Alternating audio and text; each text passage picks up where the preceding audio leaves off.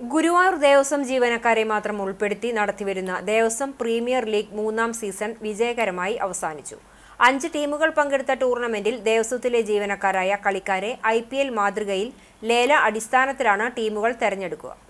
ടൂർണമെന്റിൽ വിജയികൾക്ക് ലഭിക്കുന്ന 10,000 രൂപയും ഗുരുവായൂർ ദേവസ്വം എംപ്ലോയീസ് സഹകരണ സംഘം സ്പോൺസർ ചെയ്യുന്ന ട്രോഫിയും ടീം മാസ്റ്റേഴ്സ് GCC നേടി.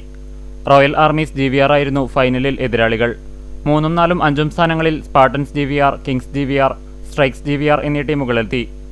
ഫൈനലിൽ മാസ്റ്റേഴ്സ് GCC 8 ഓവറിൽ 128 റൺസ് നേടി. മറുപടി ബാറ്റിംഗിനിറങ്ങിയ റോയൽ ആംസ് GVRന് 96 റൺസാണ് നേടാനായത്. ഫൈനലിലെ പ്ലെയർ ഓഫ് ദ മാച്ചായി മാസ്റ്റേഴ്സ് GCCയുടെ ക്യാപ്റ്റൻ ഹരിപ്രസാദും പ്ലെയർ ഓഫ് ദ ടൂർണമെന്റായി റോയൽ ആംസിന്റെ സുധീഷും തെരഞ്ഞെടുക്കപ്പെട്ടു.